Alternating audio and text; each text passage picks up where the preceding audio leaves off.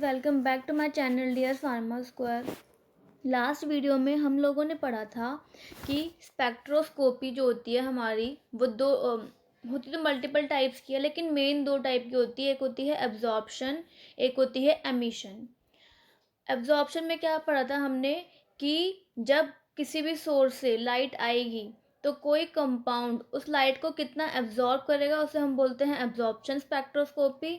और जब कोई लाइट आएगी उस लाइट को वो एटम इलेक्ट्रॉन कितना एमिट आउट करेगा, कितनी लाइट एमिट आउट करेगा, उसको हम बोलते हैं एमिशन स्पेक्ट्रोस्कोपी।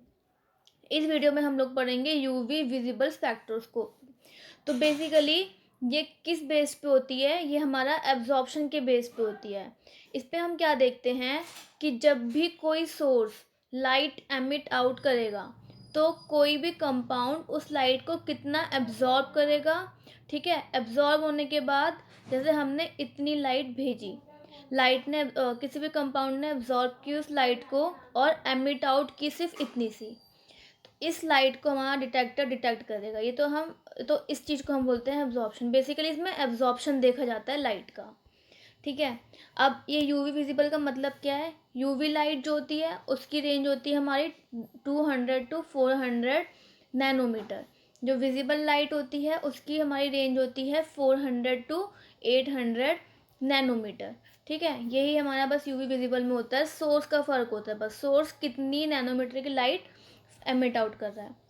अब इस चैप्टर में आप लोग हर जगह देखेंगे एक वर्ड आएगा लैम्डा मैक्स। इसका मतलब क्या होता है? ये किसी भी लाइट की वो वाली वेवलेंथ होती है जिस पे मैक्सिमम एब्जॉर्प्शन होती है। ठीक है, कि लाइट की किस वेवलेंथ पे वो कंपाउंड उसको एब्जॉर्ब कर रहा है लाइट को, उसको हम बोलते हैं lambda max, the wavelength at which maximum absorption takes place.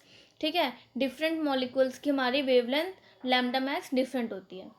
Mainly हमें इस वीडियो में क्या पढ़ना है? Excitation, electronic transition and excitation process, UV और विजिबल स्पेक्ट्रम। अब हमारा क्या होता है? पहले हमारा ये एटम है, ठीक है, ये न्यूक्लियस है, ये हमारे शेल्स हैं इसके अराउंड। पहले शेल में 2 इलेक्ट्रॉन होते हैं, ये हम लोगों ने केमिस्ट्री में पढ़ा है। दूसरे में 8 होते हैं, फिर 8 तो जितने भी वैलेंस इलेक्ट्रॉन होते हैं मतलब नॉन बॉन्डिंग, वो क्या करते हैं? लाइट को एब्जॉर्ब करने के बाद अपने एंटी बॉन्डिंग, या आप लोगों ने केमिस्ट्री में पढ़ा होगा, अपने एंटी बॉन्डिंग ऑर्बिटल में जाते हैं लाइट को एब्जॉर्ब करने के बाद। ठीक है, फिर वो वहाँ से वापस आते हैं। तो हमें इसमें पढ़ना है कि कितनी लाइट चाहिए उस इलेक्ट्रॉन को अपने बॉन्डिंग शेल से एंटी बॉन्डिंग में जाने के लिए। तो यही हमें देखना है यहाँ पे। जो हमारे सिंगल बॉन्ड के इलेक्ट्रॉन होते हैं, सिंगल बॉन्ड के इलेक्ट्रॉन, उन्हें हम बोलते हैं सिग्मा इलेक्ट्रॉन। और उन कंपाउंड को हम बोलते हैं सैचुरेटेड कंपाउंड। जो हमारे डबल बॉन्ड के इलेक्ट्रॉन्स होते हैं उनको हम बोलते हैं पाई इलेक्ट्रॉन। और उन कंपाउंड को हम क्या बोलते हैं? अनसैचुरेटेड कंपाउंड, डबल या फिर ट्रिपल बॉन्ड को। और जो नॉन बॉन्डिंग, जो इलेक्ट्रॉन किसी भी बॉन्ड, कोई भी बॉन्ड फॉर्म नहीं करते, जो ऐसे लगे हुए होते हैं, कोई बॉन्ड फॉर्म नहीं करते, उनको हम बोलते हैं नॉन बॉन्डिंग इलेक्ट्रॉन। ठीक है, जैसे कि हमारा हो गया हमारा कार्बन, कार्बन देख लो, यहाँ पे 3 हाइड्रोजन है, 2 हाइड्रोजन और एक हमारा हो गया एस। तो इसको क्या बोलेंगे हम? Non bonding electron. ठीक है, अब हमारा क्या आती है? Electronic transition. सबसे इम्पॉर्टेंट चीज़ है ये। जब भी कोई मॉलिक्यूल लाइट को एब्जॉर्ब करता है तो वो ट्रांजिशन देता है, अपने ग्राउंड से एक्साइटेड स्टेट में जाता है, उसी को हम बोलते हैं नॉन बॉन्डिंग, सॉरी, उसी को हम बोलते हैं इलेक्ट्रॉनिक ट्रांजिशन। अभी हम यहाँ पे देखते हैं, देखिए, जैसे कि हमारे हैं शेल्स, 1 2, ये हमारे शेल्स हैं। अब ध्यान से देखो, मैं इसको कैसे कैसे मैं इनको लेबलिंग करती हूँ। ये हमारा हो गया सिग्मा, सिग्मा स्टार। ठीक है, पाई, पाई स्टार और एन। इनको क्या बोलते हैं हम? Bonding electron. इनको हम बोलते हैं non bonding electron, sorry, anti bonding, anti bonding electron. और इनको हम क्या बोलते हैं? Non bonding electron. सबसे ऊपर वाला जो हमारा स्टेट होता है उसको बोला जाता है लोमो और इसको बोला जाता है होमो। क्या होता है ये? सबसे नीचे वाले ग्राउंड स्टेट में जो होते हैं हमारे इलेक्ट्रॉन सबसे ज़्यादा होते हैं, इसलिए हम बोलते हैं हाईएस्ट ऑक्यूपाइड मॉलिक्यूलर ऑर्बिटल, ठीक है।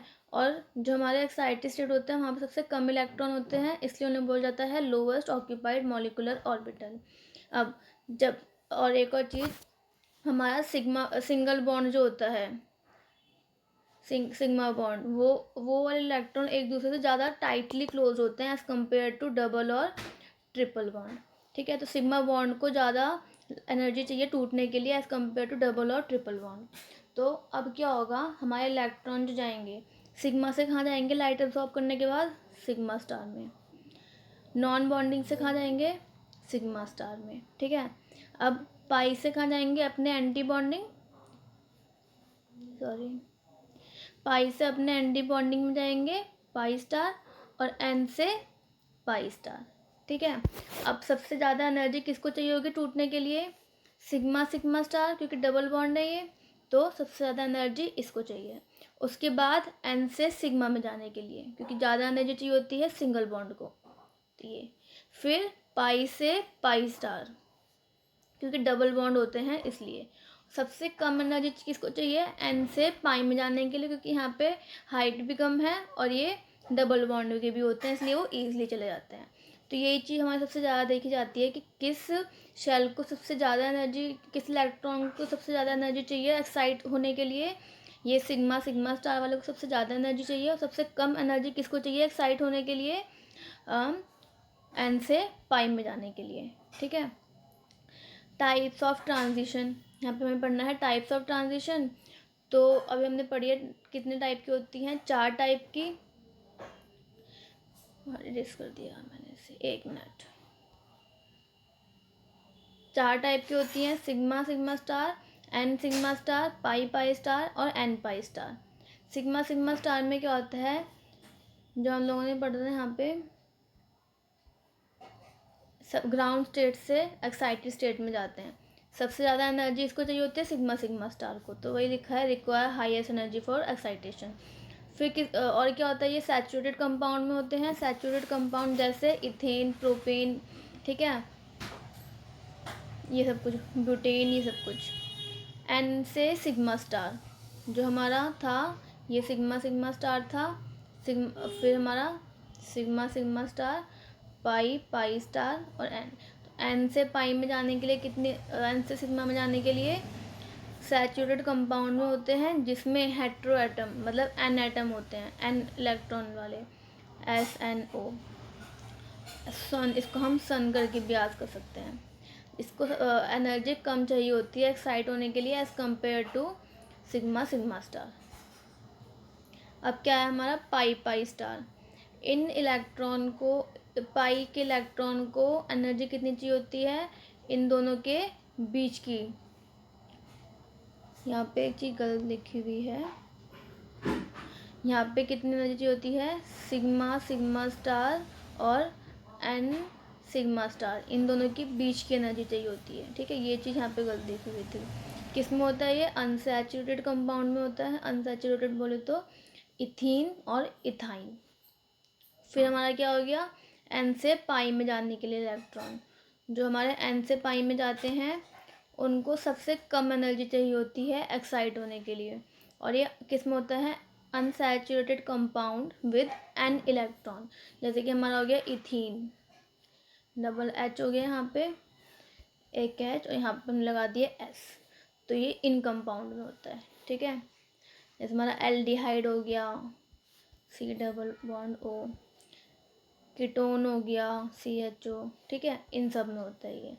तो अभी हमने यही सब पढ़ा है यहाँ पे। इलेक्ट्रॉनिक ट्रांजिशन मेन सबसे ज़्यादा पूछने वाली चीज़ होती है इसमें सबसे ज़्यादा पूछी कौन सी चीज़ जाती है कि किस शेल को सबसे ज़्यादा एनर्जी चाहिए एक्साइट होने के लिए।